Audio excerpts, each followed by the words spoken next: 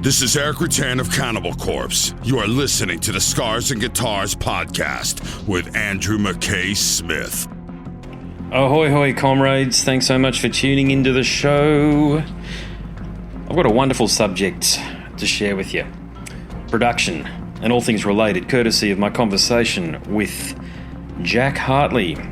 He's a producer of note, hailing from Adelaide. He's worked with some of the most integral bands to the Australian heavy metal scene at circa 2022.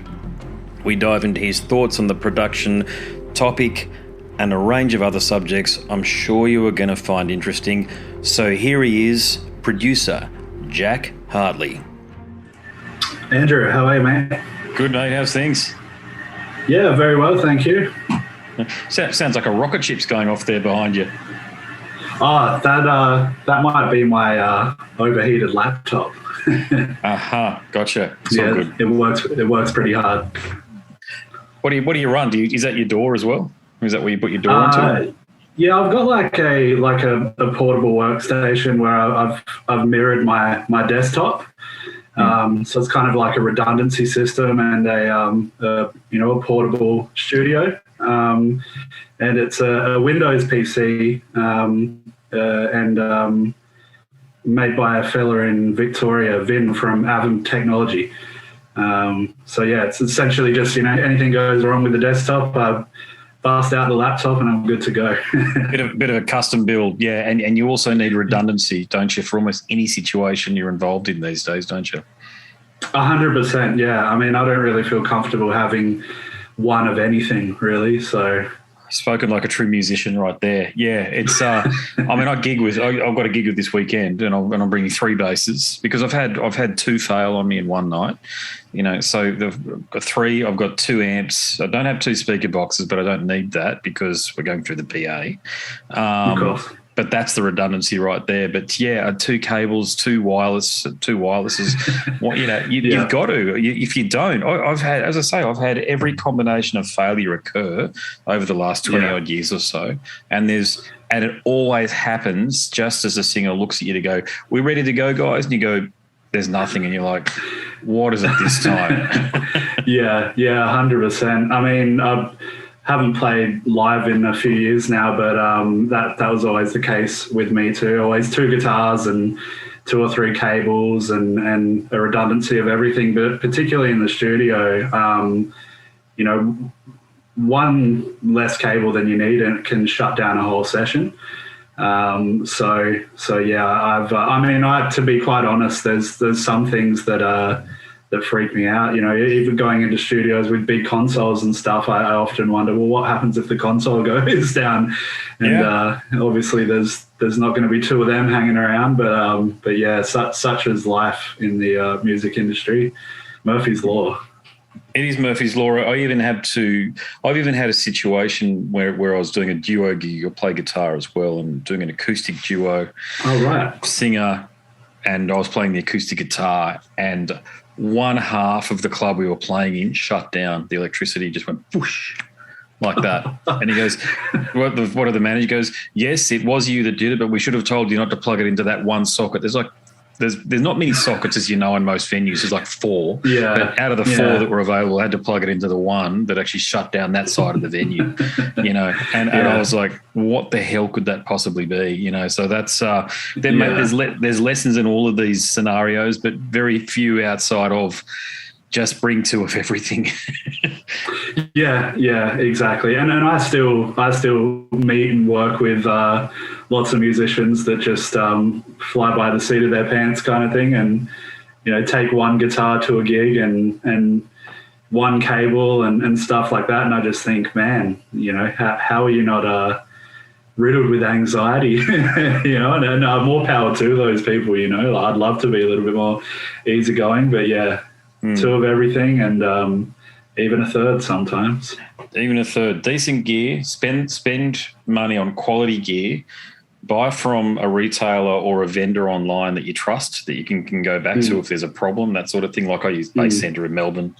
If there's a problem, I just call up those guys. But I've never had anything from them that have failed. But sometimes I had to call them for advice, like with these Music Man basses, the bloody battery packs are cactus. Yeah, right, yeah. I cannot understand why a company with the branding and cachet that it has continues to produce. When I say continues, mine are about 20 years old, but I know the new ones are no different. I've had a look at the battery packs. It works as a lever to eventually saw itself off. Yeah, I've probably seen them, and I know the ones. So you have to bring 3 basses if you play music band, or two 5-strings for me and a 4-string. And right. If I don't, as I say, I've had 2 basses fail on one night. So that's the reason why I bring the 3. It's rare. It's like out of at this stage, hundreds of gigs that I've played, it's rare for it to happen, but still, it's all in a day's work, mate, when you're a musician, I think.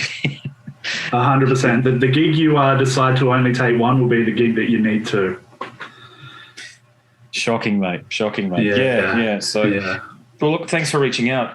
It's a pleasure to have you on the show, particularly with the body of work that you've created so far.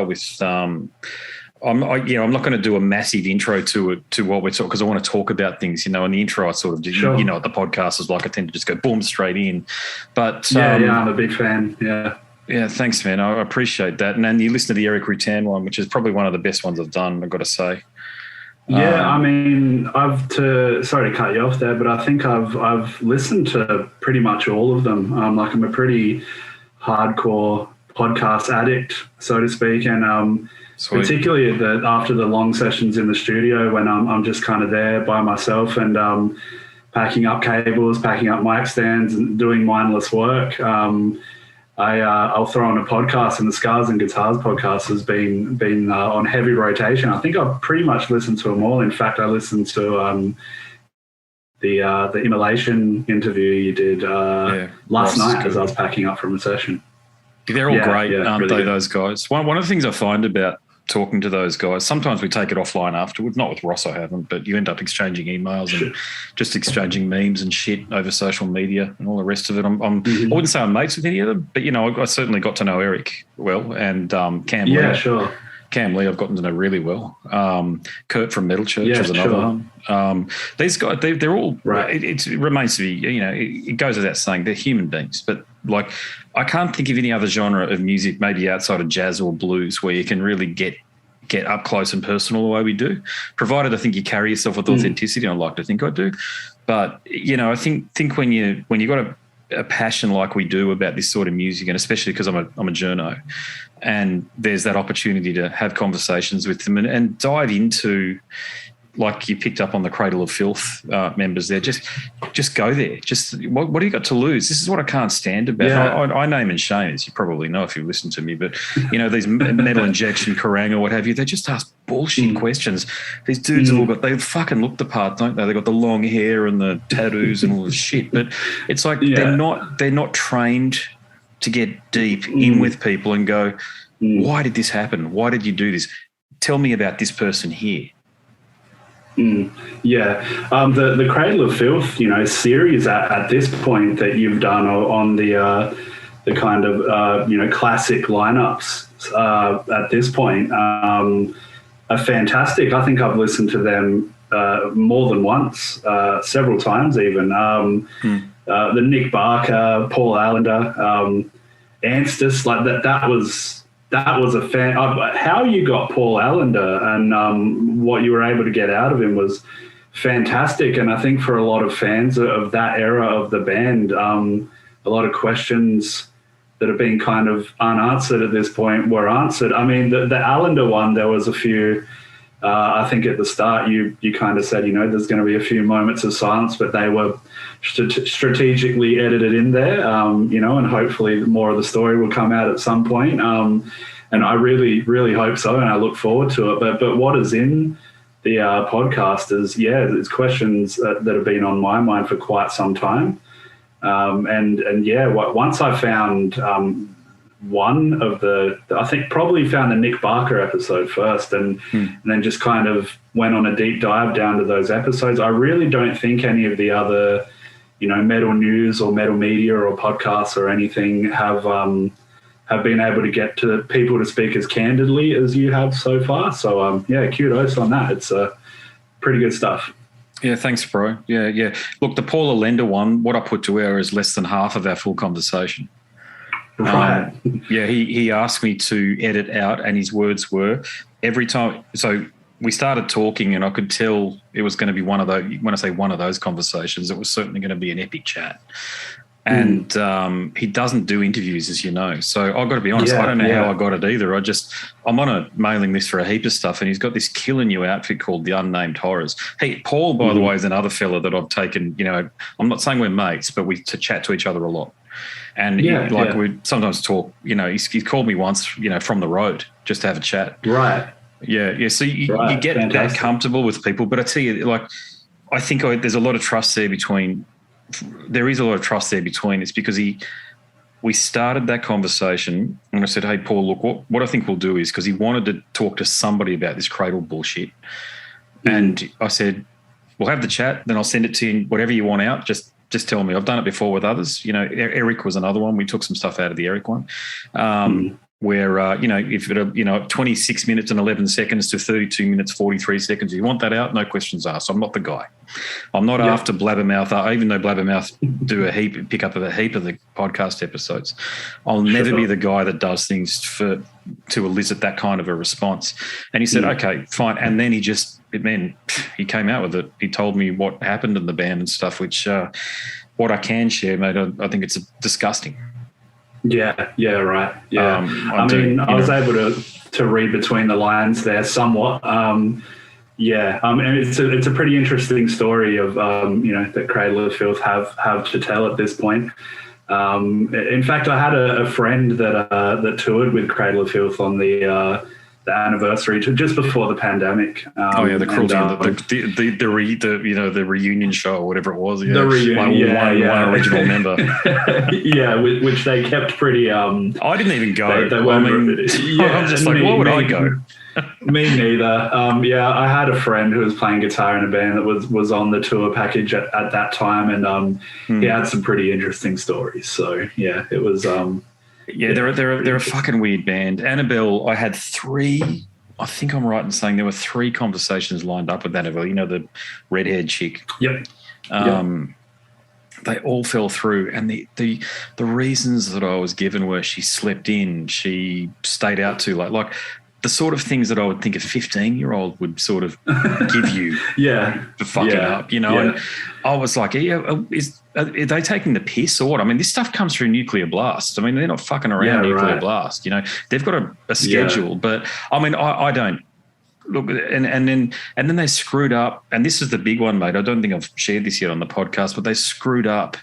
The publicist at Nuclear Blast screwed up the time with Danny, which I've been champing at the bit to have a chat to him again because I've had one chat to him. I've heard that. It wasn't even. I couldn't. That was in 2017. Cryptoriana wasn't. That was literally 2 or 3 days before I had a chat with Stuart. The Stuart interview broke everything open where I understood a lot more then, and that's why it's all out there for people, because Stuart gave me his blessing. That's why I didn't touch it, edit it. It's just all there, Yeah, I love that. Yeah. Yeah, and look, so I get so many. I got to tell you too, I get more comments about that Stuart episode than all the other episodes combined in terms of private messages and stuff. Yeah, right. And the publicist screwed up the time with the Danny Filth interview when I was waiting one night. I just thought, typical Danny, he didn't show up. And then a couple of weeks later, it was, middle of the night as some of these conversations happened due to the time difference, but I could see my Zoom pinging. Danny was logging on to have a chat with me at the what he thought was the scheduled time, but the publicist didn't tell me. Oh, and okay, I was like, right. Such a missed opportunity, because as you can probably guess by now, I'll never be rude, okay? And I hope that comes across in the conversations, but I will ask all the questions that I want to ask. Certainly, yeah. They can either tell me to fuck off, or they can answer it. Yep. Or they can say, I don't want to go there. Or we can edit it too. That's the other. I mean, look, I'll give a couple of things about the Cradle thing. I'll give Gian Pires, a.k.a. John. I was a bit reluctant to maybe even look for him and have a chat with him, but I think I need to now. I think so, yeah. Yeah. And Robin, I just cannot find. Right. No, I got contacted by somebody who said they were in a band with him in 2007, and they said, he's a friend of a friend, email him, see if he can put you in touch. Never heard back. Right. for the book to happen, I need to speak to Robin. Unequivocally, there's three people I need to speak to extra. There's Faye Wolven, okay, the manager from that era. Les Smith, who I'm friends with on Facebook, but just never reads his messages or responds to my comments on his posts. And Robin, those three. I had Mike Exeter in as a maybe, who mastered the album Dusk in Her Embrace, and very much in with that scene.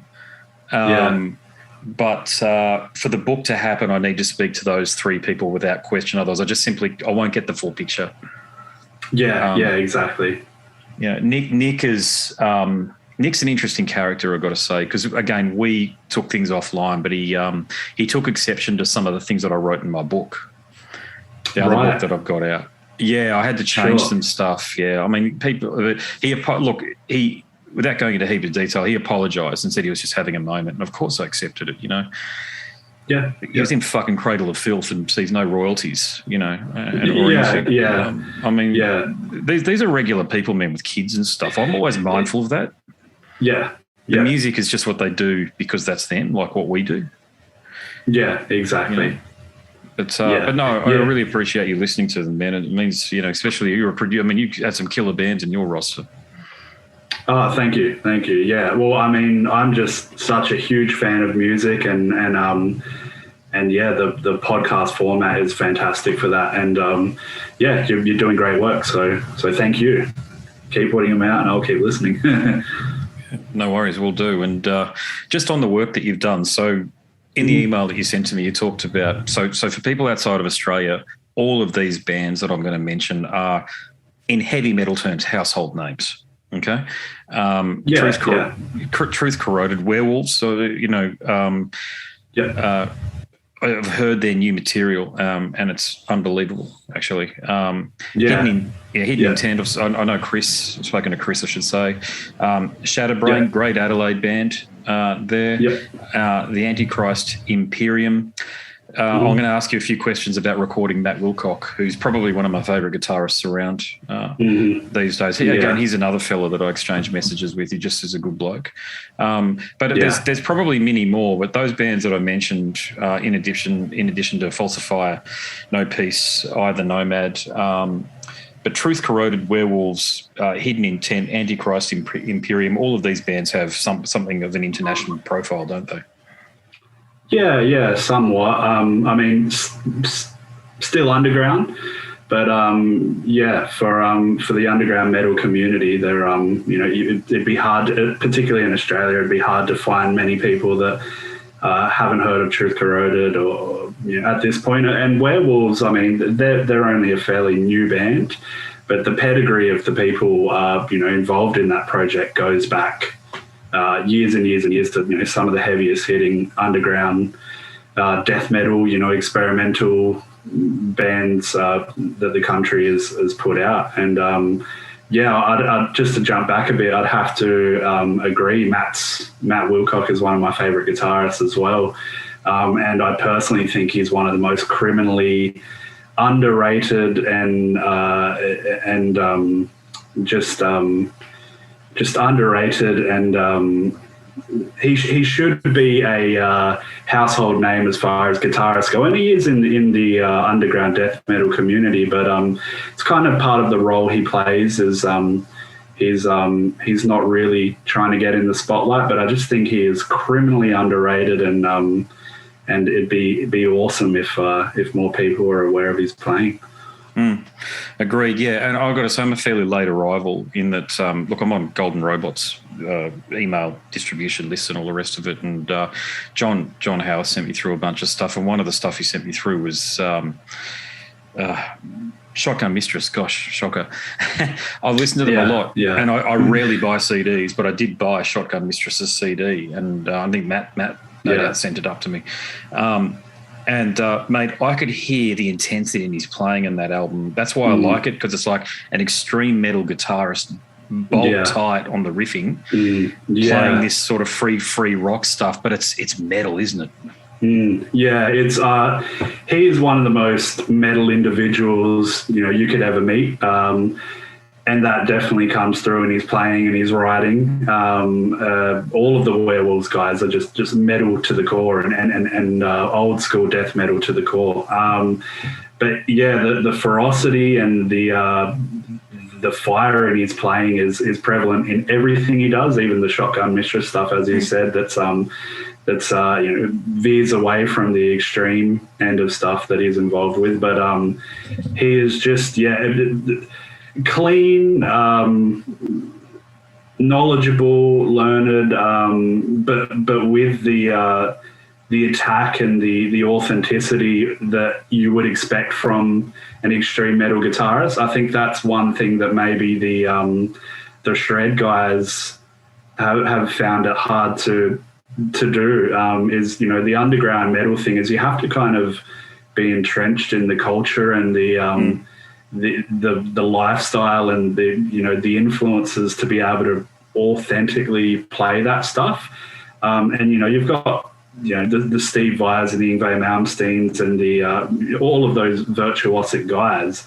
But the one thing they often lack in their playing, in my opinion, is that hard hitting ferocity that is more common in the extreme areas of music. And Matt's got it all. He's got it all. Like, he's got the virtuosic licks and the cleanliness and all of that, but plays everything like a true death metal player would. Yeah, absolutely. So when you're miking him up or when you're plugging him into the desk, can you talk me? Can you actually give that scenario there when you're working with Werewolves? Actually, how you record, Matt?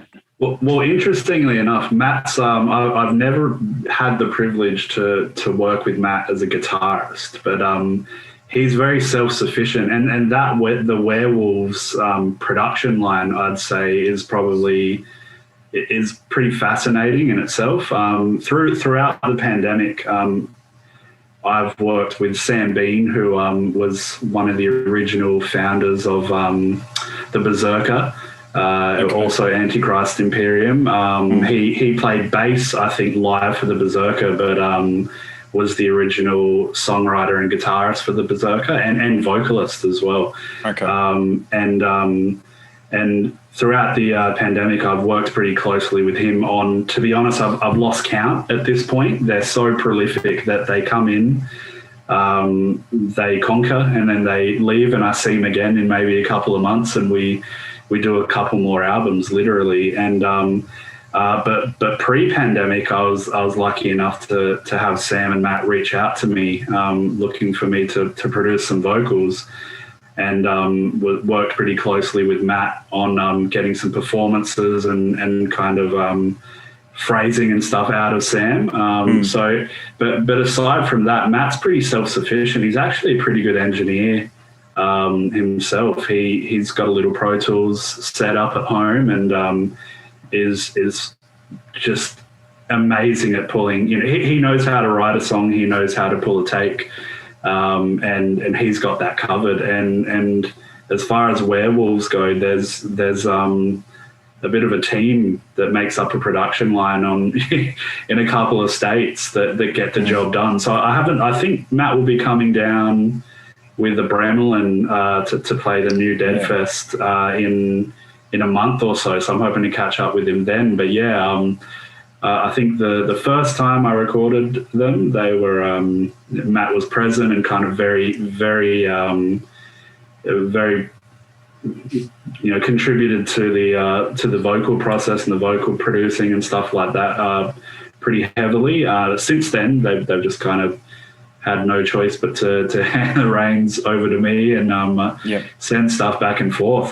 But during my interactions with Matt, I've been pretty sure to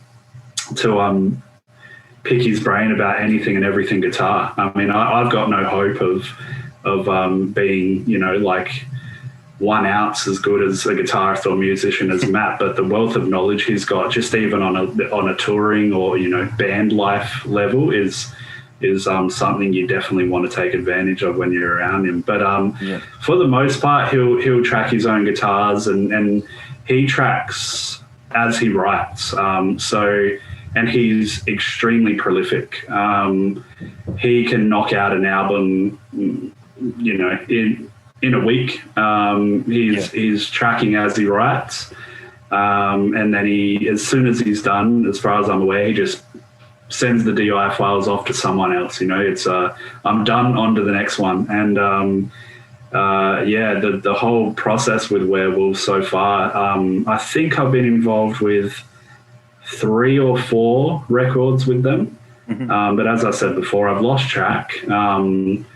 They're so efficient. They're so fast. They're so good at what they do.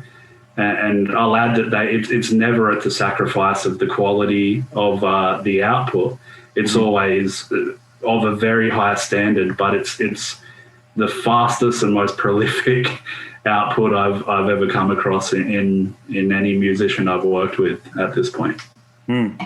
Yeah, great summary right there. Yeah. Look, if anybody listening is yet to check out Werewolves, go across to Bandcamp or Spotify, whatever. Yeah. They're available everywhere. Check them out. I mean, there's very few bands that are it's different to Deicide's Legion, but it's got that same intensity. It's that no bullshit.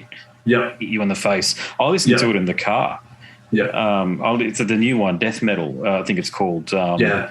You see, I know it's not out. It's out today, isn't it? I think. I think that's the EP. 4-song EP.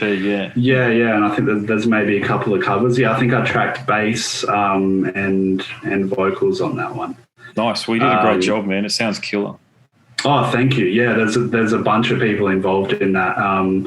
You know, again, it's a bit of a production line, but I do know as well, like in the whirlwind of tracking sessions that have come and gone with those guys involved in those projects, there is another one that's been recorded with a very similar lineup, and I don't think I can say much about it yet. But I think if you're a fan of Matt's playing, and if you're a fan of a particular extreme subgenre, you'll very much be wanting to listen to this. So I'm not sure where they're at with it. I think they've probably got albums 4, 5, and maybe 6 ready to go. Literally, and I thought they were maybe taking the piss when I first started working with them, and they weren't. They're album 1 was done, and they had album 2 and 3 ready to go, and an EP ready to go, and I think album 4, 5, and 6 is ready to go. But in the meantime, they've worked on another project and managed to track an Antichrist Imperium full length, and for me, it's an absolute honor to be involved in any capacity with those guys, because I grew up. I'm 31 now, and I think I found the Berserker and the Bremelin and stuff like that when I was 12 or 13. Yeah. I found a Bremelin CD at an old secondhand store in Adelaide, and awesome. Picked up the cover and that's thought, the way to do it. Yeah, the way to do it. That just one of those chance things where it's like this cover looks cool, looks pretty death metal. I'll get it, and it's been a blast to see them, back on the live circuit the past 3 or 4 years or so, and to see Matt back doing his thing with them. But I was also a big fan of the Berserker around the time they were active. I found a few of their singles on their website. They would post. Took me hours to download an MP3, but I would kind of put them on this little MP3 player I had at the time that was a USB stick with a headphone jack on it. And I remember them. Yeah. I actually think they were really cool and really efficient. I wish I was still around, but I was a huge fan of the first 2 Berserker albums, and when Sam initially reached out to me to work with Werewolves, I kind of went, "Oh, this guy looks familiar," and I was like, "Oh, that's Sam from the Berserker," and was quite honoured to be a part of it, and have forged a pretty cool relationship with those guys, and hope to continue kind of just being a part of whatever awesomeness they put out. 31, very accomplished for the age, I must say. Oh, thank you.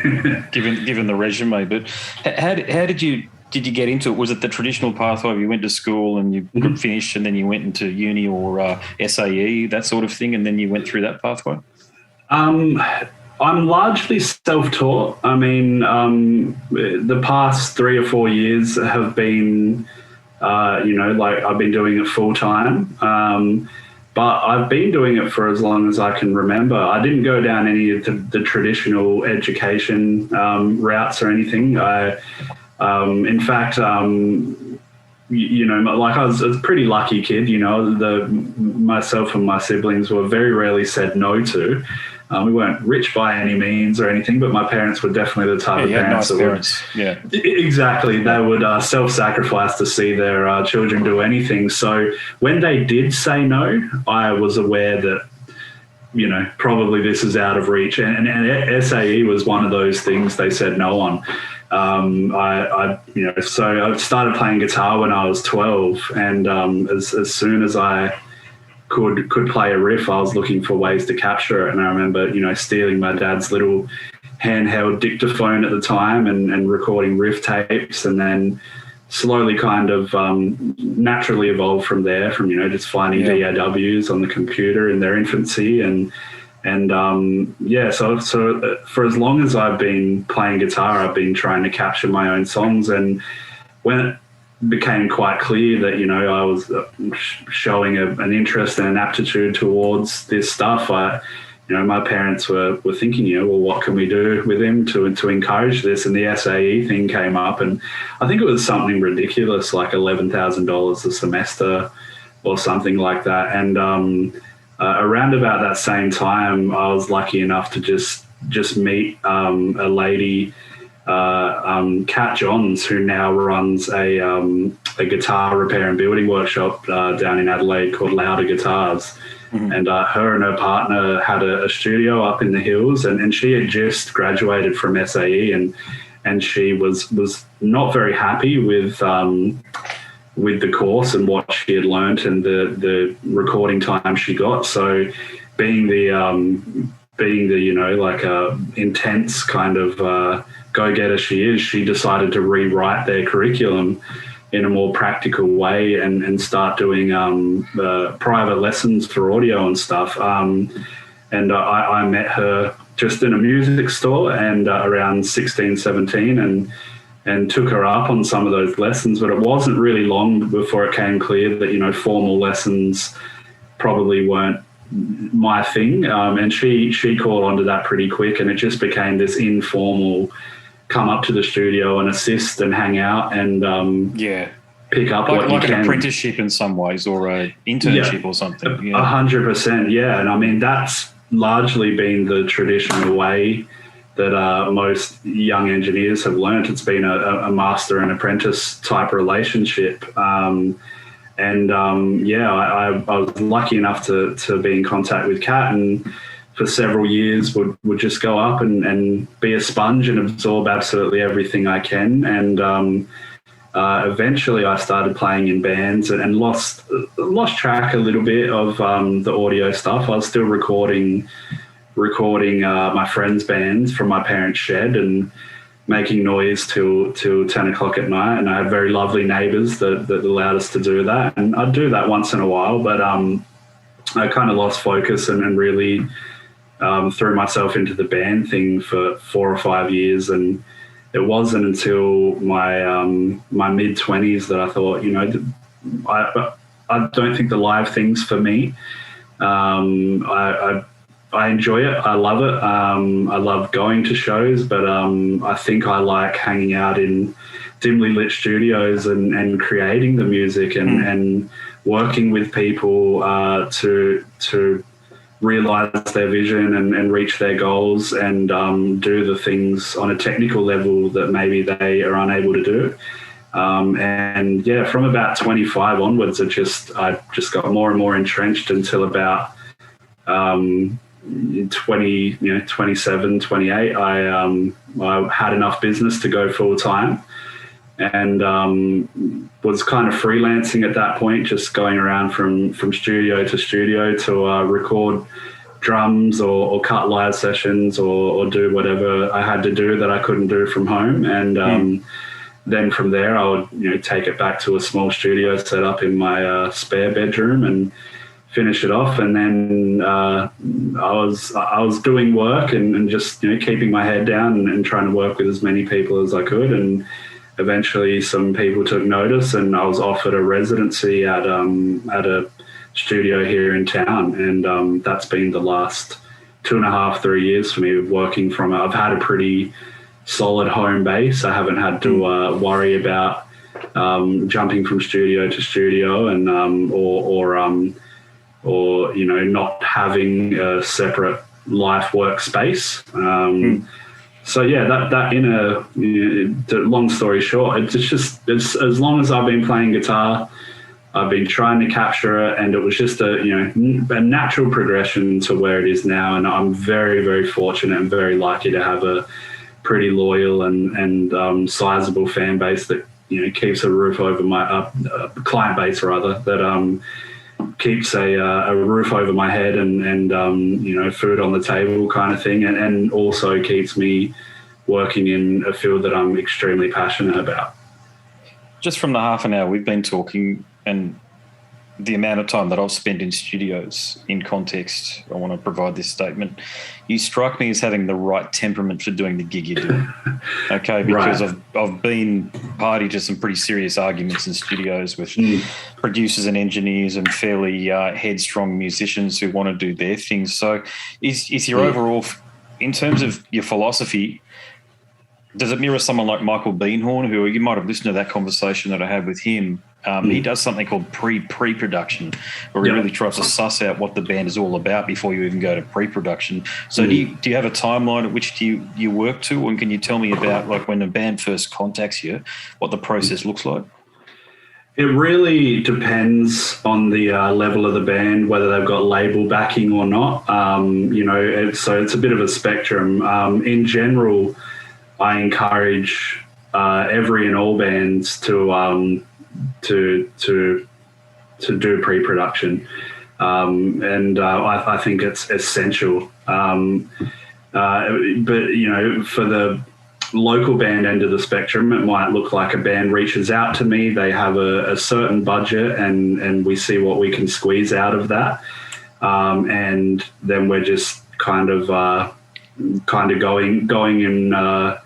going in raw, so to speak, where I'm feeling them out as we go into the first note struck. They're feeling me out, and hopefully pretty quickly we can develop a rapport, and then hopefully by the end we've done all we can do to have a pretty good result, and it's one that makes everyone happy and gets what they want, and one that I feel has gotten across what maybe they were unable to get across in a technical aspect or a musical aspect.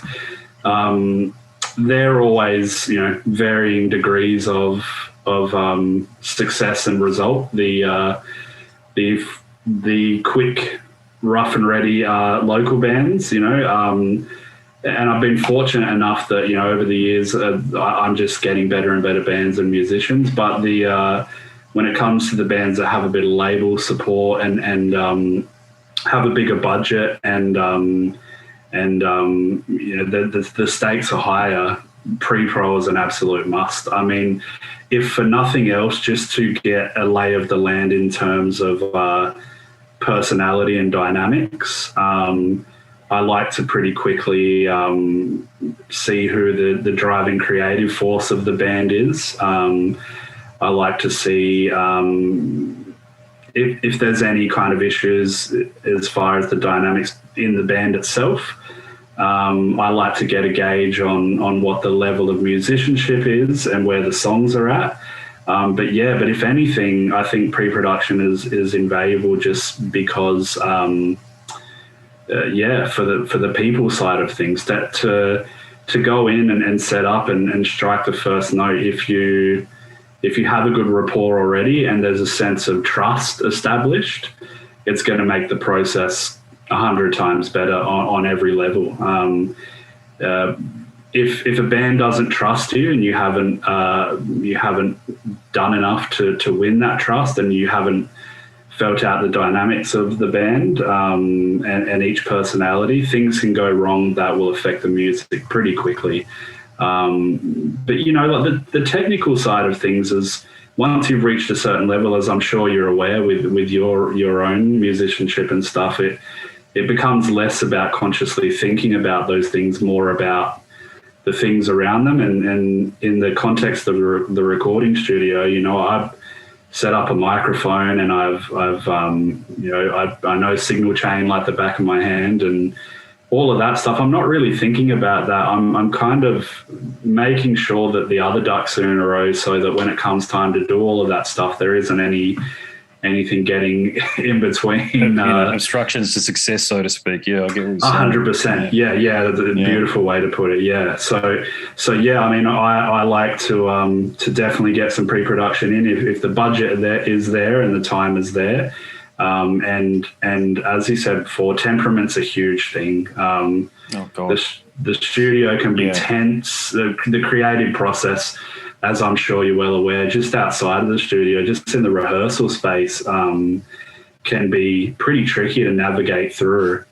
And I think you've got to have a pretty good understanding of you know, basic psychology and you know, like, and, you know, just on a more simple level, just not be a dick and not exacerbate some of the problems and not fall victim to some of the ego issues that come up, you know. And I've definitely made all of the mistakes and will continue to make mistakes. But at this point, yeah, you're right. The temperament and the way you approach things is everything, really. I remember, God, this is the first time I think I'm sharing this story on the podcast, but years ago, I played with a band from the mid-north coast of New South Wales called Blankout, and their singer, he'd booked us in to play, to record with Richie from Super Heist down in Melbourne. Yeah. So it was a big deal, you know. I mean, back in 2003 or whatever it was, I mean, they were about the, you know, heavy metal wasn't exactly big, and Richie was pretty much the man of the preeminent guy in Australia if you wanted to get your stuff recorded, really, and on that front. And we got down there and I could feel the mood was just foul between Richie he didn't know me at that point from Bar of Soap. So I copped no words, but just definitely felt the vibe, you know, the attitude. It wasn't a friendly atmosphere. And eventually him and the singer got into it over the rate of pay. Apparently the singer had tried to go around the manager and go to Richie and get a different rate of pay than what the manager was saying was Richie's current market rate, this sort of thing. Going off my memory here, it's over 15 years ago. Yeah. And I remember being on this couch sort of just frozen there as these two just, you know, when I say they went at each other, I'm not saying they came to blows, but it was pretty tense. It gave me, that story did make my book recently, and it gave me, because it went on for a while, and I got to know Richie quite well over the course of about 5 or 6 days that we were down there. And so not knowing Richie beforehand, I thought, oh, maybe this other fella's got this, Richie's in the wrong and this other fella's got this right. But the more I got talking to Richie, the more I liked him as a bloke. And we just got along, and then, you know, he started sharing some things with me about the industry and all the rest of it, and I could see his perspective absolutely after that, you know, and what it was. But it gave me really deep insight straight away as to what it was like for you as a producer, even the engineers, to deal with egos and personalities and and that was about pay. We hadn't even started recording yet, so you can imagine how the recording sessions went. They were tense too, mainly because the bloody guitarist ended up taking up about 80% of the time. I think I tell you what, that one session gave me the confidence that I still use to this day about studio work. Not there's a lot of studio work these days with what I'm doing, and it's all covers and stuff, but to be able to go in there when the clock's ticking and money's going over and go, get your take right, go. Yep. Not with no fudging it in Pro Tools or whatever the door is after, just play it as you know it, as it's going to be on the recording. That's, to me, that's just the mark of a musician. A bit of, Agreed. That's, to me, that's how it should be done. It shouldn't be cut and pasted. I still feel that way, except I know there's Dead Letter Circus do all their weird shit and all the rest of it, but, you know, it's impossible to play from A to Z, so to speak. But do you find that? Do you play Taskmaster at times with bands when they want to come and go, I just want to do this bit and then I'll do this bit, or, you know, that sort of thing? Yeah, I've been doing it for most of my adult life, and I think throughout that, I'm hoping the biggest mistakes are behind me, but I've come across it all in terms of, the dynamics and the relationship and how tense it can be and what can ruin a vibe moving forward. There's so many scenarios. There's probably too many that to recall right now, but any time something comes up, I've got enough experience now to go, I've seen this before. Yes. just as early as the weekend just passed, I've had a band in, and they're all very passionate, opinionated individuals, and there's not a very well-established consensus as to whether it's a democracy or a dictatorship or a benevolent dictatorships. They should all be benevolent dictatorships. Honestly, yeah. I mean, the bands that I work with and have the most success with are the bands where there's a driving force, and ultimately that driving force gets the final say, and that person and I can team up and just move forward without any kind of consideration. As harsh as that sounds, we can move forward and make decisions really quickly. But that being said, that's not how all bands work.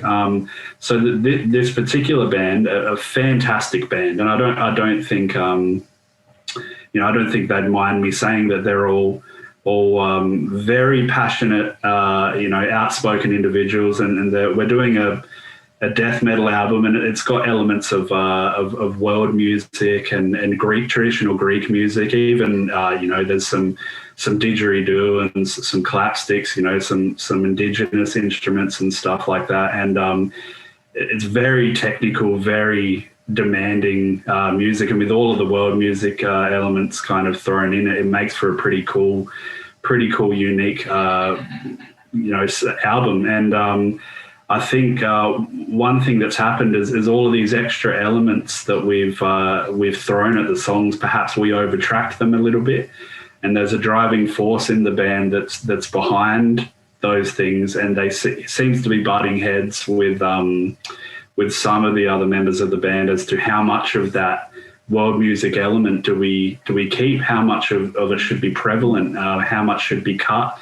And on one end you've got some members in the band that want nothing, and on the other end of the spectrum you've got a couple of members of the band that want it all kept in. And then in the middle there's me that can see why it's unique and why it serves a purpose and why some of it needs to stay. And then from a technical level there's parts of me that sees why perhaps some of it is not serving a purpose and taking away from some of the better parts of the traditional band format, kind of the riffs and the death metal parts and stuff like that. And I recently had a tracking session one-on-one with a couple of the guitarists, and they wanted me to kind of get rid of some stuff and kind of present it to the band. And you're going to be the fall guy though in that scenario. Then I'm going to be the fall guy, and in a lot of ways I can see why that would that it's my job to be the fall guy sometimes, so they can coexist in whatever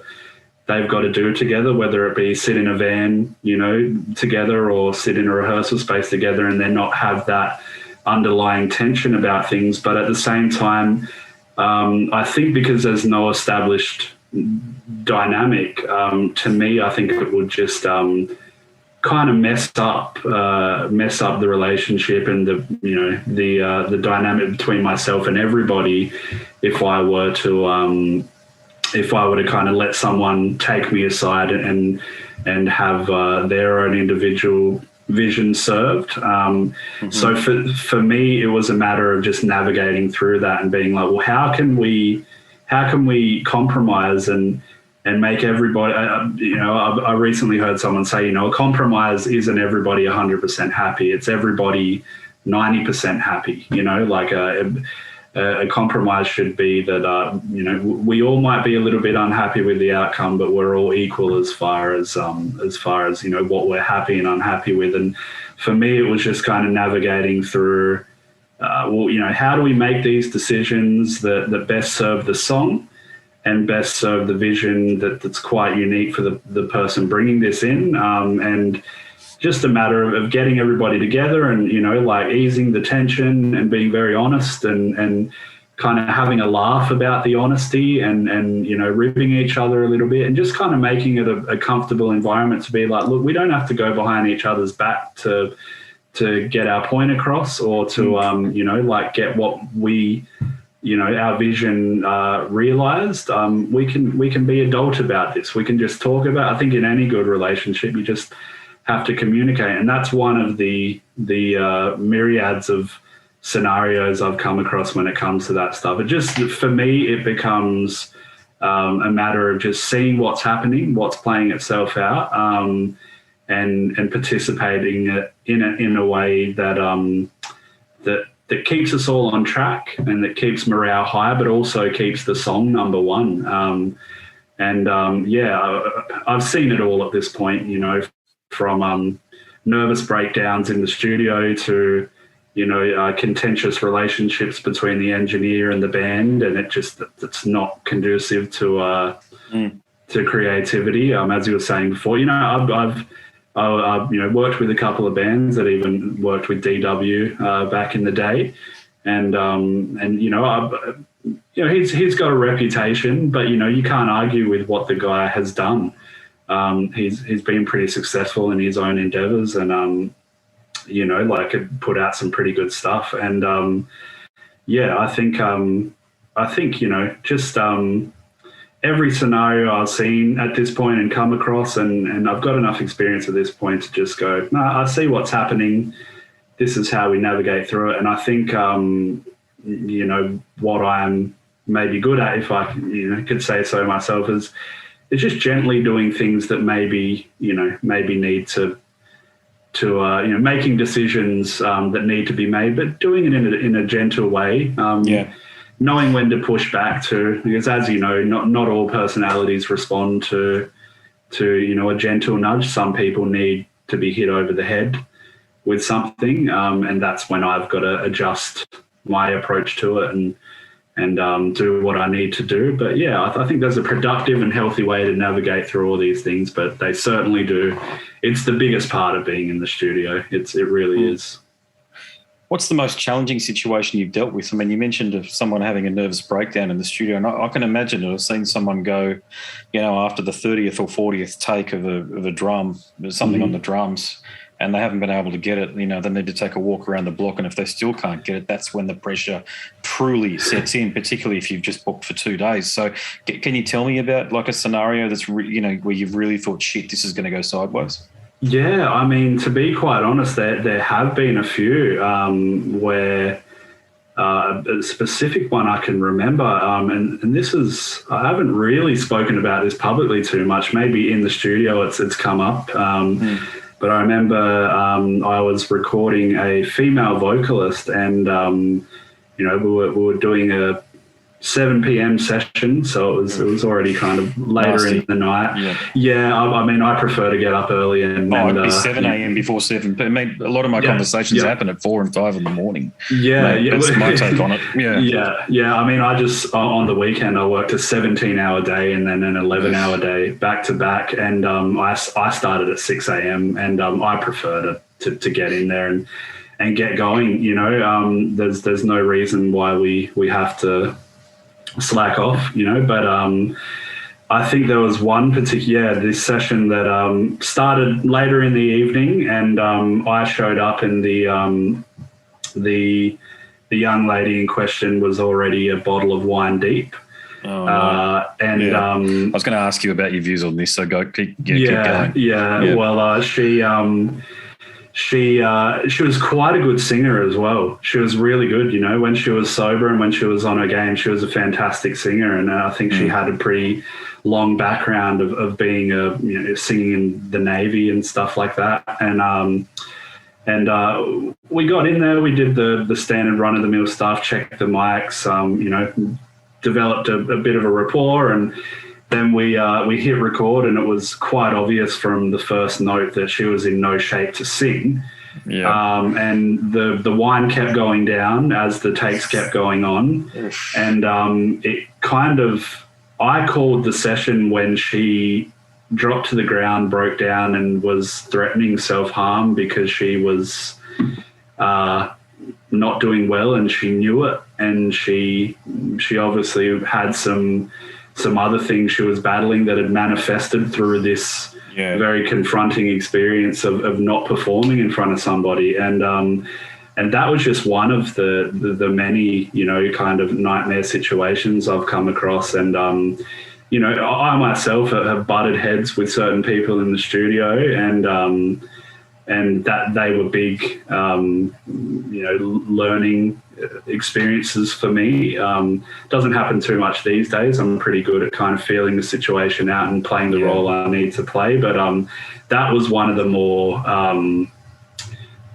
shocking ones. Like, we're here to record some music and someone's on the ground crying and threatening to cut their wrists or something like that. I'm at that point, let's call the session and go home and live to record another day, Absolutely. Yeah, at that point, and this happens quite a lot too, you find that when you develop a sense of trust with somebody, you pretty quickly become their confidant and their therapist. And a big part of what I do is kind of knowing this person needs to talk to me right now, and this is how we're going to get to the next song, or this is how we're going to get to the next session or the next note. I have to put aside what mood I'm in, what day I've had, or whether I want to hear about what they're telling me or not, and empathize with them and make it all about them, and listen to what they have to say. And because that sense of trust in such an intimate, creative environment, you become friendly pretty quickly. And I realized in that session, my job wasn't to capture the vocal that night. It was to help this individual get home and come down from whatever they were coming down from, and live to see the next day. And gladly she did. So so and there's lots of scenarios like that. I mean, I had a singer in a couple of weeks ago, and I was getting a bit tense because we weren't being productive, and this person, this band, they were paying for the sessions and paying good money to come in, but we just weren't going anywhere. And a couple of sessions in, I kind of had to just go like, look, man, like, if we walk out of here with nothing on the computer or to tape, so to speak, are you okay with that? And they went, yeah, like, I love talking to you. I'm learning so much. This is really helping me. If we walk out of here with nothing, it's still an experience worth it to me. And at that point, it eased my tension, because I was like, well, that's what this person needs. We do need to get things done at a certain point, but this person obviously needs to have someone listen to them, and needs to have a friend in this scenario, and as well as kind of gently steering them towards, all right, cool, let's go do a take. I'm there to listen. So that's what I did. Yeah, I imagine that those scenarios, though, where you mentioned a key word a couple of times in and amongst all of that, which is rapport. So you've obviously become something of a you've developed your instinct around that keenly. But has there been sessions where you've got the job done, but you haven't been able to develop rapport? You know what I mean? Where there's just not been that typical meeting point, but you've still got the job done. So your professionalism, your professional skills as a recording engineer and as a producer, you've just had to rely on them and them alone. That sort of thing. Yeah, you can't win them all, and there certainly have been them, and there will be more of them in the future. And as much as the ego would like to think that everyone can be friends, sometimes it's chalk and cheese. There've been a couple of scenarios where maybe the band weren't letting me in on a level that I thought they needed to let me in on, and I thought the songs were suffering, and the result was suffering because of that. And maybe I just couldn't get past the fact that, if if you let me in a little bit more, I think we can get a little bit more out of this. And it wasn't to be. And, perhaps it bottlenecked the sessions, and I got to a point where I had to realize, okay, this is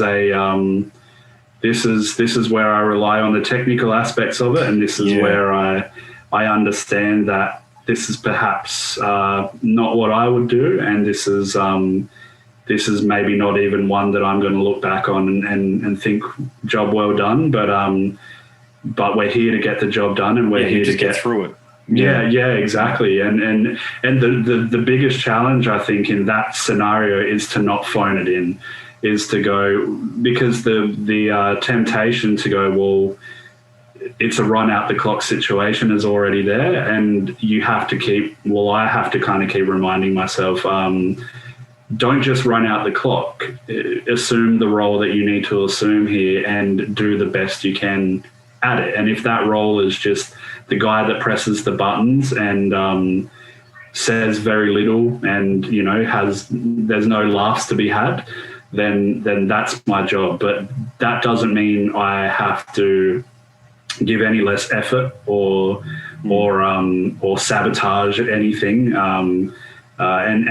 Certainly it's the temptation's always there to it's very hard to give any effort once you've realized that this is not going well, or that perhaps you and the person see things differently on a personal level or a musical level, and your job is to just get it to the end. But that's been the hardest part in those scenarios for me is okay, well, still got to put in effort. It's just not in the way that I would like to, and it's not in the way that I personally think I need to, and I'm not playing the roles I think need to be played, but I've still got to do my job well.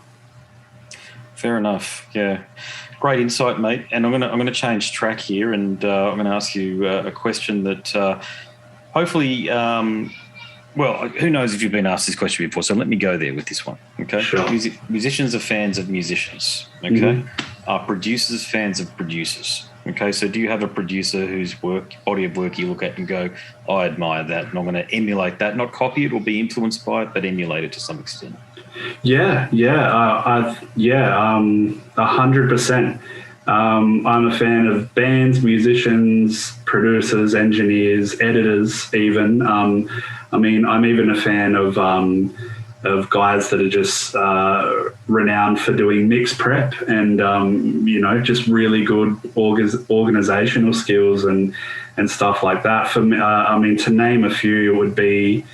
Eric Rutan. What more needs to be said about that guy? And I'm just, kind of circling back to your conversation with him. I think that was just as he had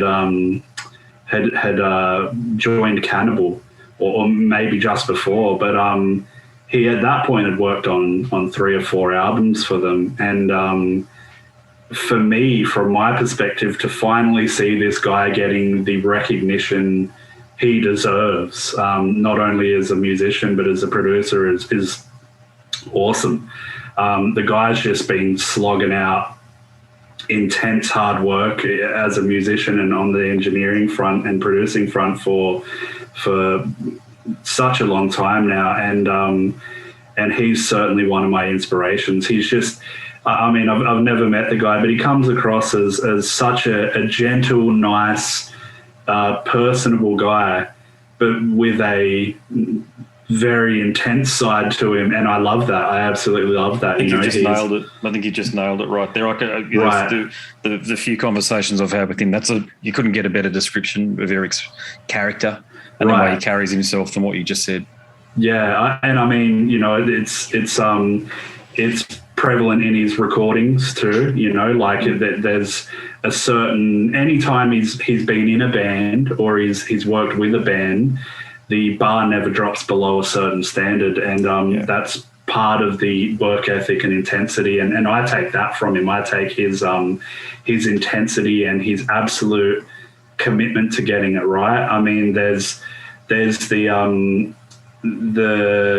early guys like the Scott Burns of he's obviously the grandfather of modern death metal recording, and I'm a huge fan of him, and I actually think he's so fascinating in what he was able to do back then with the technology he had and where he brought death metal and death metal production. I had a friend, a few years back say that I'm kind of like a heavy music chameleon, and I like to, I thought, well, that's kind of it. I mean, sure. and basically, that meaning I am passionate and intense about early, East Coast death metal and Florida death metal as I am some of the newer school metalcore, and I love I love the traditional black metal as much as I love Cradle of Filth. I love doom and stoner as much as I love the polished active rock stuff, and I love to immerse myself in the culture and the idiosyncrasies and stuff of those particular little sub-genres. And I guess from the death metal thing, it's the Scott Burns and the Mark Lewis and Jason Sukoffs. From the metalcore world, it's the Adam D's and the Jeff Dunes and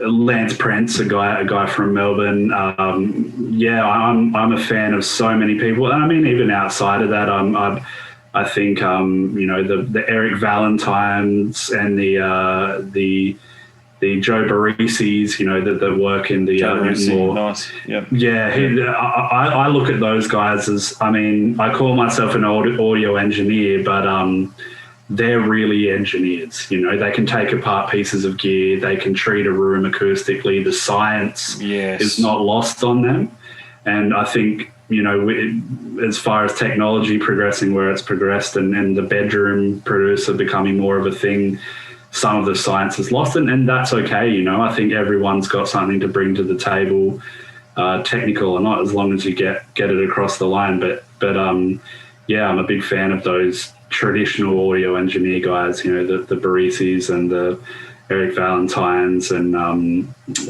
Bob Clearmountains and stuff like that. And big fan of, and I think being a producer and an engineer, it's you play a support role throughout the whole thing, and you're behind the scenes and you're never in the spotlight. So there's a certain amount of empathy you have for other engineers, knowing what they go through, and one can't help but to be a fan of those people, once you've got a certain level of empathy for them as well. One name you didn't mention that I'll throw into the mix is Pete Tagtron, Celtic Frost and Hate of Other Bands. Have you listened to the chat that I had with him? Yeah, 100%. In fact, I was watching the Metal Evolution series not too long ago. And they that was a kind of series that spawned from the Metaler Headbangers Journey documentary that was released several years ago at this point, and they went into some of the Celtic Frost and the earlier bands that pedigree was from, and huge fan of that stuff too. Another, I believe the most complete album. Gosh, this is a heck of a statement. The most complete album in combination with the sound that I think the band were trying to achieve, that has been achieved, is Queensryche's Empire. Right. Oh, yeah. I mean, I've listened to that a lot over the. Okay, I first heard it when it came out back in 1990 because I'm 43, so an album was going on around me back then, along with Skid Row and Gunners, that sort of shit. Didn't pay much attention to it, but lately I've been drawn to it, and. Holy shit. I've got to say, Peter Collins, I think. Peter Collins, is the producer there. I don't know how he did that. Can you shed some insight as to how he gained such a crisp sound? I'm absolutely just gobsmacked and like inspired and fascinated by people that were able to get those type of results with that technology in the time they did as well. I mean, there's certain kind of processes and stuff that are just as difficult these days to do well when it comes to engineering and producing and getting results out of people. But to have done it back then, you had to be a real magician. To be honest, I mean, I was talking to a death metal band I had in a week and a half ago or so, Sun Tzu, and they were all of the guys in that band were around in the early 90s, you know, thrash leading into death in the scene in Australia, and we kind of got to talking a lot about that, and there was a lot of Celtic Frost being thrown around in that session as well. We got to talking about, you know, what was it like, you know, back in the day, and what was it like to record, and they had an interesting perspective that was not only was the technology, you know, different back then, but to be a local band at that time when metal was super underground and there weren't really many engineers doing it. I mean, there was one or two guys with a tape machine in their shed, and they were lucky to come across those people. We kind of went into it, and the consensus seemed to be that it was just a different time and the mindset was different. The hours were there to put in. You had to have your shit together. And the budgets were bigger, especially with a band like Queen's, right? Like, the budget's there. So you've got, you know, more time and resources to do what you need to do. But yeah, as much as there is an element of, you know, wizardry, it was just a different time, and the mindset was different. I think, you know, the old school guys that were able to achieve that stuff were just absolutely putting in the time. And, and that, you know, like, of course there are things, you know, like recording, you know, speeding up the tape head and, you know, recording single notes at a time, or you know, punch-ins, you know, still around back then, and all of that stuff. But it was just putting in the time, really, I think, and that can be said for, you know, any of those landmark early productions. Yeah, it's interesting. I'm reminded of a conversation, and for the life of me, I cannot remember who it was, but they claimed to be part of the mixing process after the fact of Master of Puppets. Right. I didn't have any doubt to disbelieve the individual, by the way, because they were so knowledgeable and everything else, but they swore black and blue that that's exactly what Metallica had done there, sped up the tape head. Yeah. And I don't think that's out of the question, by the way. You know, I mean, the studio, as you bloody well know, can be a very difficult environment, especially with the labyrinthine arrangements that band were going in at that time. It's funny you say that, actually, because there's I'm not sure if it's pretty deep cut Metallica nerdery, but Metallica, if you play along to Master of Puppets, the tuning seems to fall around the 432 hertz mark, and that some people have debated back and forth on that, whether that was them wanting to just tune that bee's dick lower, and other people have said, you know, maybe it's the tape has been messed with, or something like that. But I think there's something in that, for sure. We'll never know. Look, we'll never know for sure. As I said, I can't even recall. It's just talking to you now, and I think it was an off-the-record conversation too that I had with someone. But it's a bit like that scenario where was it Steve Lukather? The rumor mill about Steve Lukather recording the Green Day albums and shit. Like, there was, but there are, I don't know whether that happened, but that was certainly that's the wives' tale that's out there. There's a ton of that shit out there though, where guys like Steve have stepped in to play for these so-called big pop and rock stars who can't record their own shit. Yeah, I mean, at every level, that's common. I mean, I've played guitar on more things than I'd like to admit. I bet, yeah. I mean, in the earlier days, it was for me, it was just, we need to get this done, we need to do it. And I mean, as I've gone on, I've found the best thing to do is just be upfront with it and go, you know, how comfortable would you be with, you know, me or someone else giving this a crack? But yeah, I've heard the same stories of the Steve Lukather's and the Mike Landau's and the Tim Pierce's of the world were the first call guys. I mean, the Josh Freezers and the all of that in the drum world. Who was the drummer on the whole album? Sorry, I spoke to Mike about this. Celebrity Skin. He's very well known. Sorry, I remember him any other day of the year, but of course not right now. Right, yeah. Hang on a sec. I might just check it out because I know he's played on a bunch of shit. He was in the Cacophony, I think, with Marty Friedman and Jason Becker. I'm sure that's the guy. Hang on, I just want to Celebrity Skin drummer. I know because I remember Dean Castronovo, of course. Yeah. Yep. Yeah. Dean Castronovo definitely is a drummer in Cacophony as well. But you get guys like that get called in to do stuff all the time, when especially drummers. 100%. Yeah, I mean, would you say that is the one instrument more often than not where you need to spend more time or just more time? Yeah, I mean, it depends really, but yeah, I mean, the drummer maketh the band, you know, it's the foundation for everything. And I think when that's a kind of that scenario of the drummer not cutting it and having someone else come in to get the job done is something that I've wrestled with, and it's very it's contextual, you know. So it's I've got to weigh up the level of the band and the experience they're wanting to come out with versus the result they're hoping for.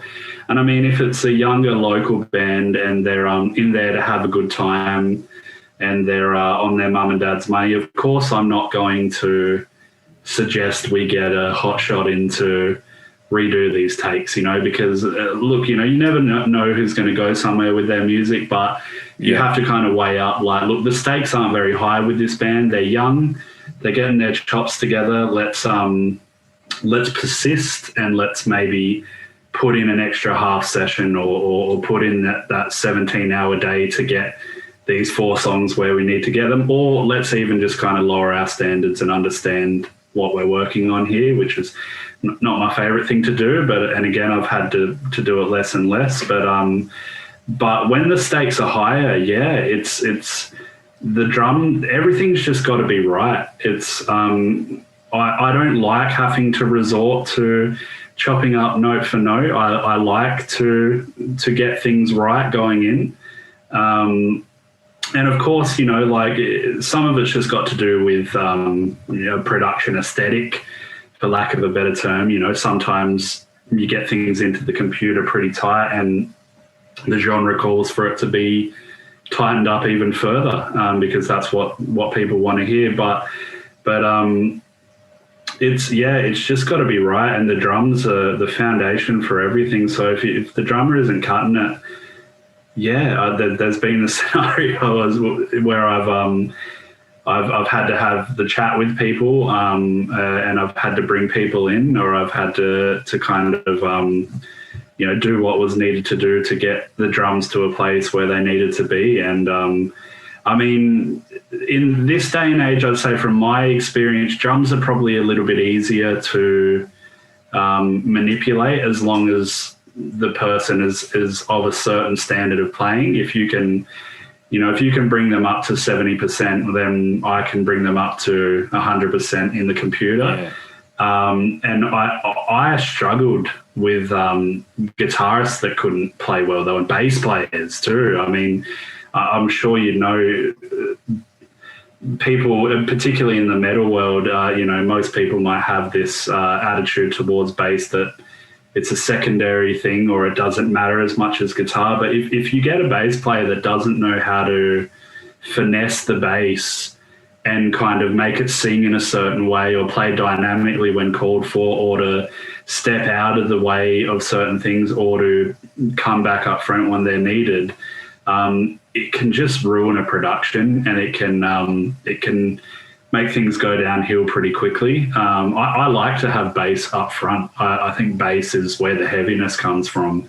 in terms of metal and death metal and stuff like that. And yeah, I actually struggled more with guitarists that weren't up to snuff than I did drummers. And I think probably part of that is I've been editing and recording drummers for most of my life, and I'm a guitarist, and I never really edited myself, or I was more about just putting in the work and getting it right. So I didn't. It's only as of the past 5 to 8 years that I've gotten my head around some of the editing techniques that you need to take someone that can barely play up to a point where they have a musical take in the computer. But yeah, it's if it's not there, it's not there sometimes. No, you can't polish a turd. Nope, certainly. No, Richie told me the same thing, that the bass players that he had coming down there to Backbeach Studios, I don't know whether that's still around anymore, but that's where we were, I remember now, a lot of them were bloody useless. Getting in there and just playing either out of sync is the big deal, not being able to keep time, for God's sake. So, I mean, that seems, but look, I've been in so many rehearsal rooms with so many musicians, and I've listened back to tapes, and even live. I've even got some stuff up on YouTube when I was playing in the Replicants around town here as a covers band, but we had a bit of a following, so I'd play in front of, when I say 50 or 60, it's not bad. 50 or 60 people, we'd expect to play in front of that in the valley or the city or what have you, but you can hear the fucking guitarist going in and out of, I call it phase, that's the word I term it, it's like you going in and out, and it's like, dude, just chug. Just don't try to do the James Hetfield thing, whatever. Just use alternate picking strokes. It's even, it's crisp. There's only one James Hetfield or Dave Mustaine. Don't. And this is like Jesse's Girl and songs like that. You know what I mean? Like, but you listen back to it, it's painful. And the amount of times, and I'm not saying I'm perfect, by any means, but I'm simply saying that whenever I hear the guitarist going out of phases, I call it, that's when I immediately lock it down.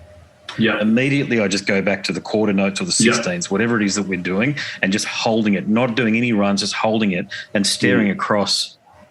Are you know what's going on here? We've got to come back in, because it's not fun when we're trying to, like a wild horse trying to, lasso you back in onto the into the ring, so to speak. And I find with guitarists a lot, man, to your point, they're the ones that I've had issues with too on that level. Plus, I've got to say, man, some guitarists, man, their personalities, they think they're the rock star of the group, don't they, a lot of the time? Yeah, 100%. That's, even more so than the vocalist at times. It's, I think too, because, the ambition is higher when you grow up on these, rock star virtuosic guitarists. That's what we're all aiming for at one point, and some of us grow out of it and some of us don't. And you're right. I mean, I guess anybody that's got you playing bass in the band and having you anchor them back down to that is pretty fortunate, because it's funny. I was actually thinking about this on a drive the other night. The fundamental role of the bass. I mean, in metal, you wouldn't blame someone for overlooking the fact that the bass is still a rhythm instrument. But for me, it's a bridge between the guitars and the drums. And when the guitarists go out of phase, as you say, and maybe kind of step a few feet in front of what's capable or what's pleasing or something like that, to have a bass player be able to ground them again is something more people need, I think. And I think that's why I'm so big on working with bass players to kind of craft their parts to be something that complements not only what the guitar is playing, but what the drums are playing, and play that role, be the bridge between the rhythm and the melodic ends of the band. And I mean, it comes with everybody too, the overplaying thing, that can be a problem with drummers and certainly guitarists. I mean, I'd rather hear someone doing something well executed within their abilities than only just pulling off then something reaching above for their something which ability. is unobtainable. Yeah, Exactly. It's ridiculous. Yeah, I know. Yeah. And especially it doesn't. I'm pretty fortunate at the moment actually because I'm in a band with Dave from the Porkers. Right. And I mean, if you know Dave, man, he's a fantastic guitarist. He's one of these guitarists that plays on like 1.5 out of 10. He's just like, well, if you're going to play over the top of me, you're going to do it. I mean, this is a guy that's been on like tours and all sorts of shit. Like he knows his shit, and he's just got his own style, and he just plays it. He's what I'm saying is he's not a loud guitarist at all, but when you listen back to what he's doing, it's all there. It's all there, and it's a joy to work with him. The other reason why it's a joy to work with him at the break between sets, or whatever, we're talking about the footy. You know what I mean? Exactly. He's just a cool dude, you know. And that's one of the things. Do you find that when you get into a studio, it's like the people who got their shit down pat, they're probably talking about current affairs or something like that. They're not really talking about what you're doing in the moment because you're hardwired to be doing that. I mean, 100%. I think the more neurotic musicians I work with that are always overanalyzing and always overreaching and stuff like that, I think that maybe that comes from a place of insecurity, that maybe they know they're not, maybe they know they're playing above their ability, or maybe they know there's a chance they're not pulling it off as well as they want to, that they overanalyze and they over scrutinize and they over prepare, and the people that come in and are just like, as you say, talking about the footy or just general banter in between what you're doing, is usually because there's a level of comfort there. They know what to do, and they've had the experience in certain situations to be able to tackle whatever comes up, and, they're there, they know what their job is to do, they know what they're doing. No need to really talk more about it. Just do the job, and in the breaks, talk about the footy. Oh, I can't stand it. Yeah, I've done a lot of turn up and play work, call it session work, call it whatever you want. Okay, sure. Playing covers, you already know the song. You just turn up and play the bloody song, so you're really just a fill-in or what have you. But yeah, I picked that as soon as I turned up with someone and they were studying my gear or something. Like, oof. I know where this is. I know. Red flags. I literally use a bloody Sans amp because the amount of times that I turned up and guys are like, "Oh, Galen Kruger.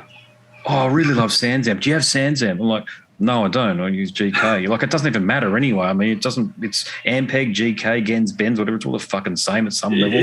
Yeah, really. I mean, it's not like somebody in the crowd's going to go, I can hear that Galen Kruger. Like, with what we're doing, it's not the point, is what I'm saying. Exactly. I ended up buying a Sans amp just so as when people looked at the rack, they could see it in there. I mean, I could, for all they know, it is my sound these days. I've learned to sort of, it's in the right place in the signal, the chain, if you like. So I know how to pull a decent sound out of it these days. But it was tough at first. But I literally bought it due to effectively peer pressure because I wanted to keep on getting work. Because it's $200 or $300 every time you turn up. I mean, it's like, on top of your job. I mean, it's the sort of money you can put toward a holiday or a new car. Ultimately, if you especially as I was playing sort of 10 years ago every weekend. Definitely.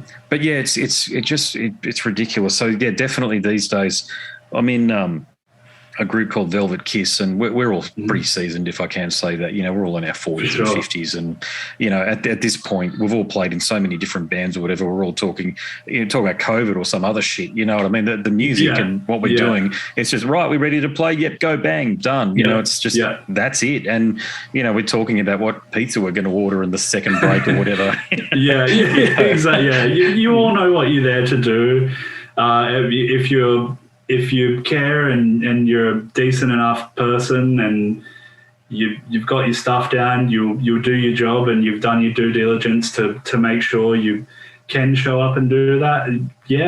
What's the issue? And to your point, I've never watched a band and had a worse experience because they were using a GK over an Ampeg. I've never listened to a song and said, man, that song would have been way better if the guitarist was using a Rev F dual rectifier as opposed to a Line 6 Spider. If it sounded good, it sounded good. If you enjoyed it, you enjoyed it. You got the job done. It doesn't. Look, I have had some issues with guys turning up with older gear that has failed. Sure, that's a different story. It's vintage, and I'm like, it's not vintage. It's just shit and old. Yeah, is it good?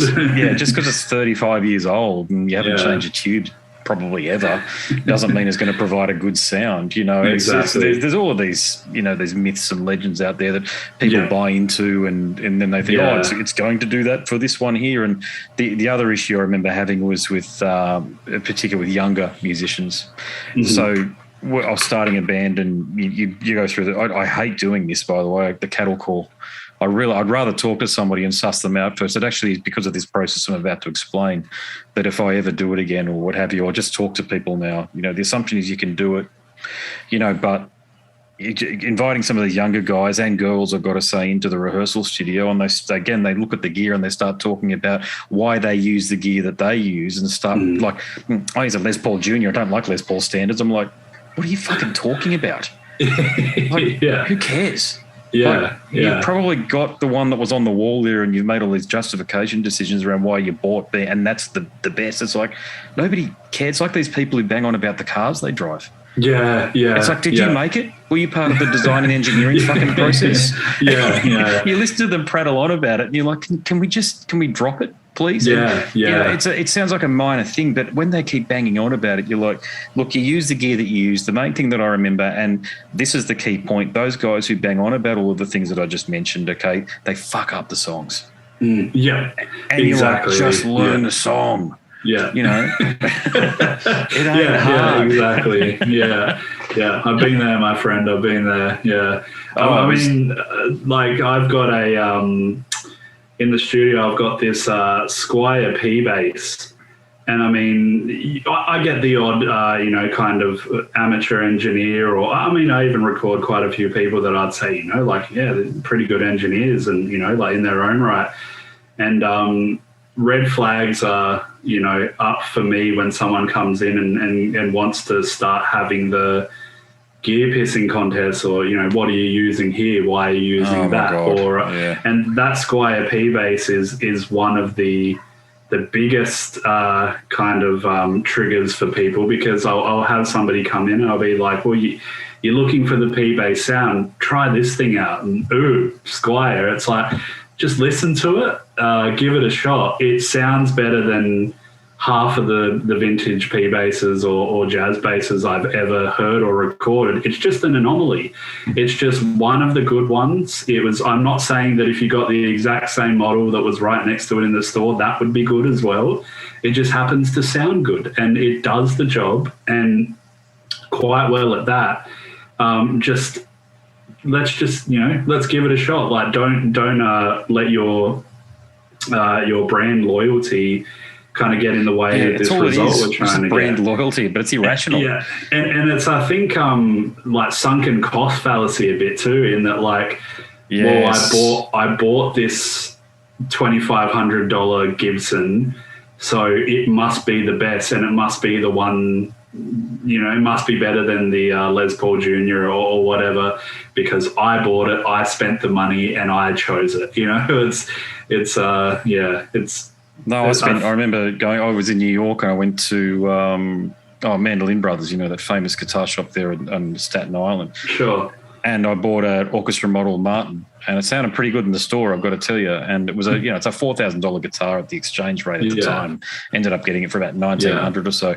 Came back, and after the third gig with it, I went, this thing is a fucking shit thing. And I'd spent a lot of money buying it, but I gave it to the lady who was helping us with the kids at the time, who was helping my wife, with, like not a nanny sort of, kind of like a nanny situation. But she was a singer and a guitarist, and she didn't have a decent guitar. So I said, look, it's a Martin. Here you go. She loved it. It was perfect for her. And I thought, no, that's, you take it, but it was shit for me. But imagine if, like, something didn't work for me. I was like, no, Martin all the way, mate. It's like, what have you got? What's it got to do with you?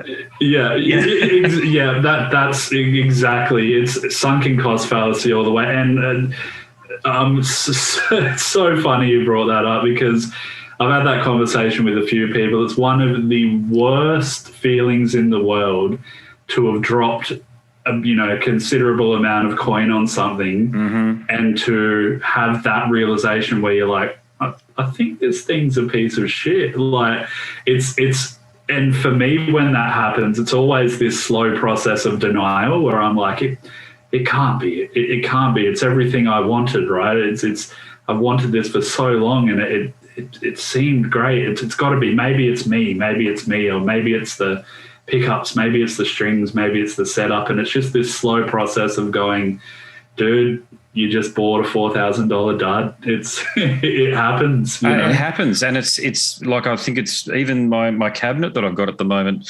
Base Centre are having a sale on the neodymium GK cabinets. So, but it's a 412, not a 410. Right. Therein lies the issue, I think. But it's very boomy. Right. Yeah. And I can't get the boomy away. Like, and we're playing in rooms where, like, RSL clubs and shit, where I've got a lot of space behind me, so it just amplifies it even more. And I even know Billy Lee, a singer, looking at us going, "What's going on with your sound?" And it's like, yeah, it's nothing I can do at the moment unless I go and buy a 410. But the issue I've got is I drive the bloody cabs too hard with the playing. That it's just a natural style. Like it's sort of, if I use I chew 400 watt cabinets up for breakfast. Yeah, I might as well just get it and throw it off a cliff, you know what I mean, and try and use it. Yeah, sure. Because you see the fuse light going on because I'm playing a lot of slap bass too and a lot of this stuff. Right, This one at least can handle it because it's 1200 watts, so it's evenly matched with the 2001 Gallien-Kruger head. That's the only thing I look at as power ratings, matching things. I don't care about brands nowadays. It might sound like I do if I'm playing all GK, but it's just a matter of the only reason I bought that is because of the power rating. It had what I didn't want to think about it anymore because I've had situations where you play and then it just cuts out. Yeah. Because you're overloading it. The fuse is going, boom, okay, it's off, and then it's back on again 5 seconds later or what have you. You're like, I don't want to be doing that if we're playing a private party to Ramsey Health or some shit like that, which has happened, to be honest with you. You know. And you see Tony, our sound guy, looking at me going, "What's going on over there, mate?" I'm like, "We'll just turn it down a little bit and ease off." Too much power. Yeah. It's it really is like, I mean, I've been guilty of it before, the brand loyalty thing, especially in my younger days, like, you know, and kind of the sunken cost fallacy of believing that what I spent my money on or put my time into is the be all and end all. But these days, I'm very utilitarian about my gear and my approach to things. I'm looking for the result, and I really don't care what gets us there. I mean, I said to a band just yesterday, if a pink Hello Kitty Squire guitar is the tone we're going for, give it to me any day. Let's go. Let's plug it in. Let's use that. If that gets us to where we need to go, I'm happy. And the same can be said for bass cabs, for guitars, for microphones, everything. You know, it's just, you really have to put the time in to use these things and to, get to know them and see if they're capable of getting you where you need to go. Yeah, it's time, isn't it? Just, you got to sit with things, and sometimes the conclusion you come to is it ain't getting me where I need to go. It just ain't. Maybe it's right for someone else, but for me, once I start going down that rabbit hole of, maybe I need to change pickups, maybe I need to change speakers, maybe I need to change, whatever variable. I'm just kind of lying to myself. Usually a piece of gear does the job or it doesn't. And there are anomalies where it's like, I changed the pickups in this bass and it's given me what I want now. But I find if it's not there, it's never going to be there. It doesn't. I don't care what it is. If it's there and gets us to where we go, I'm happy. So true, but your comments are so true and born of so much experience. You could almost put the aftermarket hot rodding business out of business, market out of business, so to speak. Those idiots who buy these cheap guitars or what have you, basses or whatever, and put Bertolini pickups and then go, look, it's the same. It's the same as a Lackland. It's like, it's not. And I mean, again, there are anomalies, and it's like, there probably are, like times when hot rodding something is exactly what you need to do, and it breathed life into an instrument that otherwise wasn't doing it. But if that bass isn't rocking with the crappy hardware out of the store, I don't think, new hardware is going to take it from 0 to 100. But, if the vibe is there and the body sounds great and it's an anomaly where the build just happened to come out right off the production line and it just has a bit of mojo to it, hell yeah, chuck some some pickups and some like awesome hardware on there and awesome. But it's the soul and the vibe and the what you might be looking for in any application. It's either there or it's not. But I don't think you can get that just by modding and hot rodding alone. No, the fellow who looks after my basses, who does the luthier work on them, because the neck has snapped on this one before. Right. And I did nothing to it. It was Music Man's fault. The truss rod was corroding. Right, yeah. That's what did it. So I was rusting, in other words. But anyway, I had to exchange it. You got to send the neck back to Music Man, the busted one, and then they send you another one for $400. I think I ended up paying. Oh, so right, it's kind of at a reduced rate anyway. They just want to know you're legit, I suppose, because they won't sell the necks outright.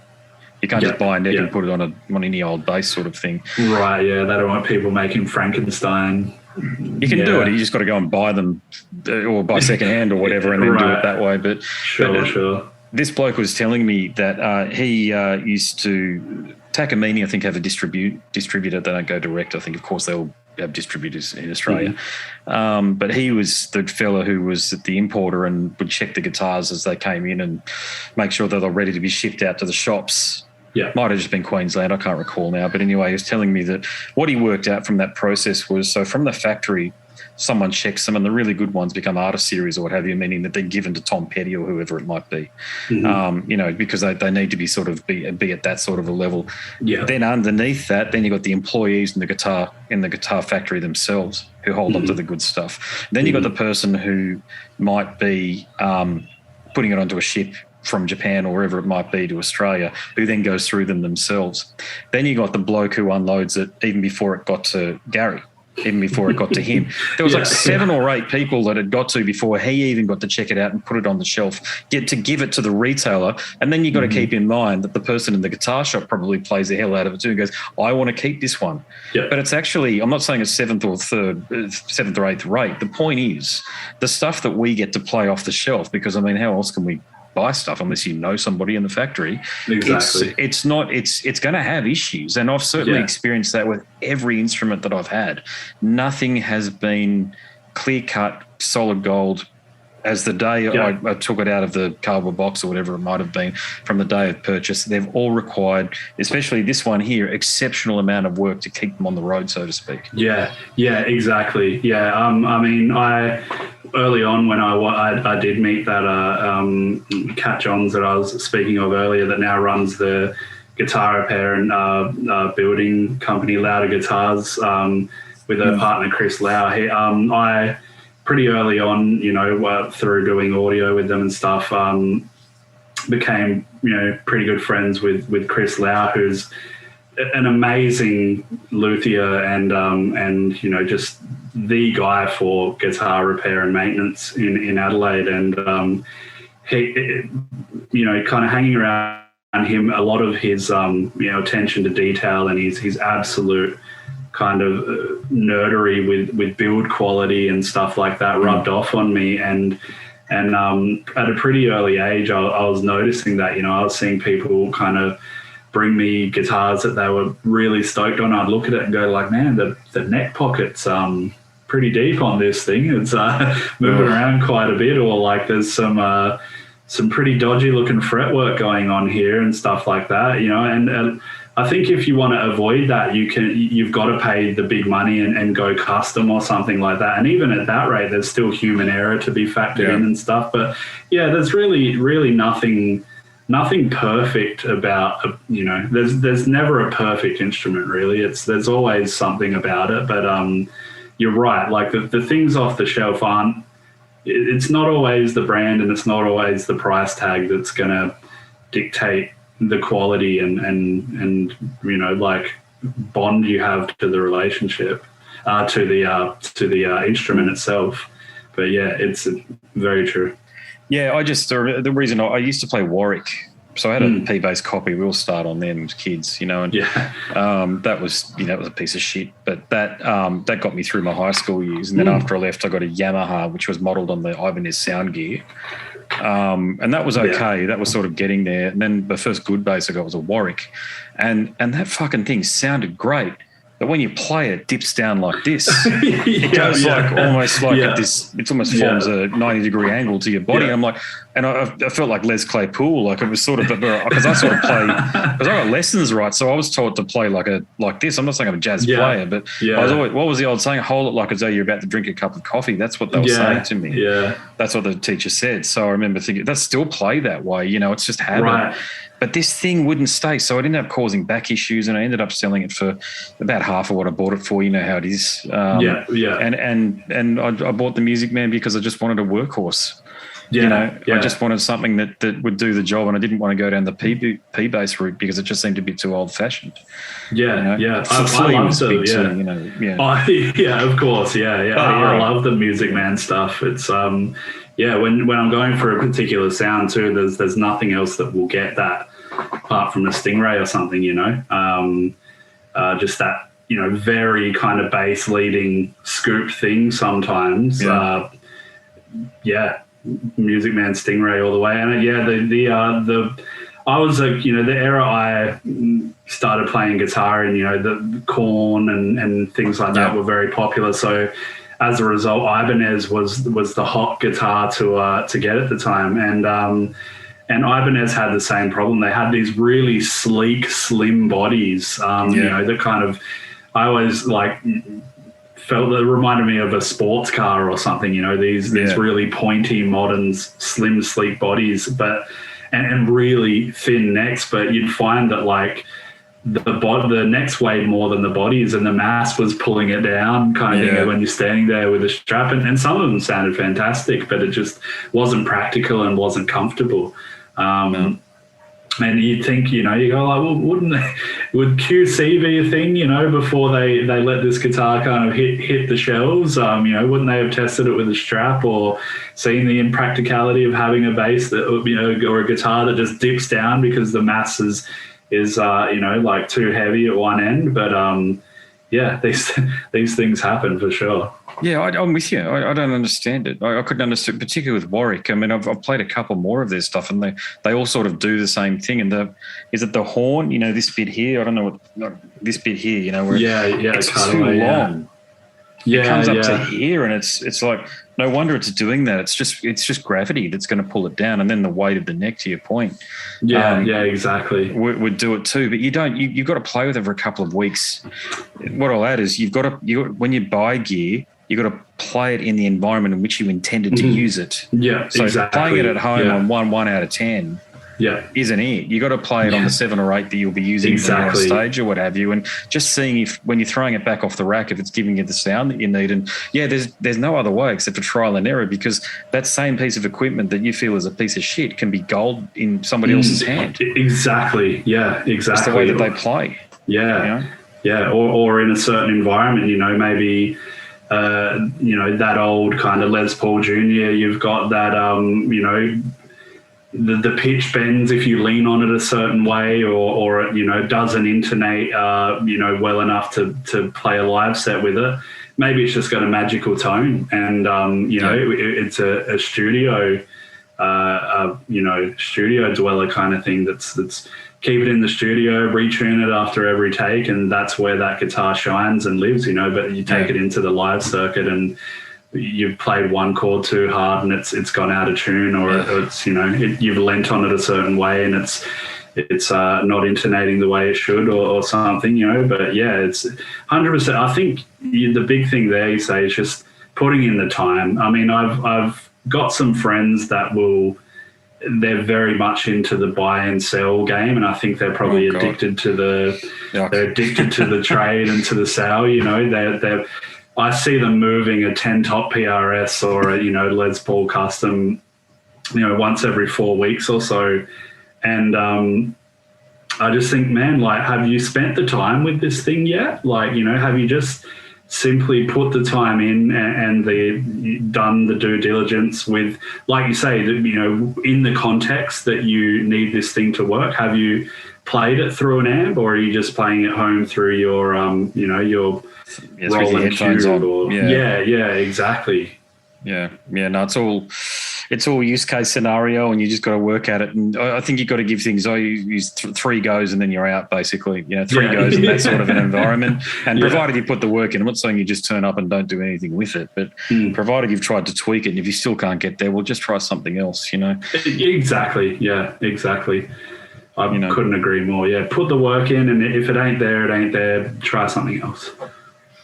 Mate, we've been talking for almost 2 hours, and I feel like we could continue to talk, but I better let you get on with your evening and all the rest of it. So, mate, for people who want to reach out to you, I have no doubt you're available to international listeners, or you probably where most of the people who listen to this are offshore. I think I've said my podcast is growing, but my Australian listenership is dwindling. Right. it's kind of like Australian bands sometimes, I think we're up there. The Australian listeners are up there with the Canadian listeners, I think, in terms of volume these days, like less than 10%. Well, well, you're obviously doing something right, but it's probably that's a bit indicative of the music scene in itself. Sometimes the Australian bands get a little bit more love and attention overseas than they do, at home. But yeah, that they do. But the point in amongst all of that, you are able to provide people with a quality service, quality product, if I can call it that. So how can people reach out to you and therefore engage you in what you're doing? Well, I've got a website, jackhartleyaudio.com. And I mean, to be quite honest, these days, most people just get at me through Instagram, which is instagram.com/Jack Hartley Audio. And, if you Google me, Jack Hartley producer or Jack Hartley Audio, I'm not too far away. So, I'm always a Google away. Sweet. There you go. Mate, fantastic chat. I've really enjoyed this one, by the way. Me too. It's good just to be able to riff about these things with someone who really gets what it is to work with musicians, be around musicians, is a musician themselves. This is pretty much my sweet spot. So I really appreciate you going there and doing this. Well, thank you so much, Andrew. And again, thank you very much for the opportunity and having me on. Like I said, I'm a huge fan, and if you keep putting them out, I'll keep listening because they do a great deal for me, So yeah, when I'm packing up at 2 or 3 in the morning and rolling up mic cables and stuff like that, it's I'd much rather hear you talking to an interesting musician than what's going on in my head. Well, thanks so much for the appreciation, brother. It means a lot. Believe me, I've never been always thrilled whenever I get that sort of feedback. Believe me. Awesome. Well, there he is, ladies and gentlemen, Jack Hartley, producer extraordinaire hailing from Adelaide, the capital of South Australia. I might pay Jack a bit of a visit a bit later on because I need to get an audio book done, and after the chat finished, I introduced the subject of me potentially recording with Jack to get that particular job done. On that note, my book is available right now. Go across to scarsandguitars.com. There's a banner. Click that banner, it'll take you to a series of links. Choose your marketplace. You can download a sample before you purchase, but I hope you enjoy my book, which is focused on retelling the stories from the yarns that are featured on the Scars and Guitars podcast, and maybe a couple a little beyond, such as, did you know that I hosted the Nuclear Blast Australia podcast series and radio show as well? It was short-lived, but I still did it.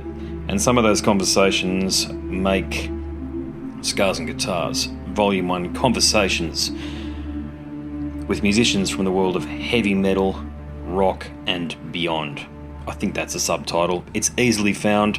As I say, just go across to the website, scarsandguitars.com, click the link in the banner, and you'll go to a marketplace of your choice. There's plenty there. Amazon, Barnes & Noble, Google is coming soon. I've got to say, Google. Yes, Google Books. But Apple Books is definitely there right now. My name is Andrew Mackay-Smith, and I'm the host of the Scars and Guitars podcast series. Until next time, it is a very goodbye for now.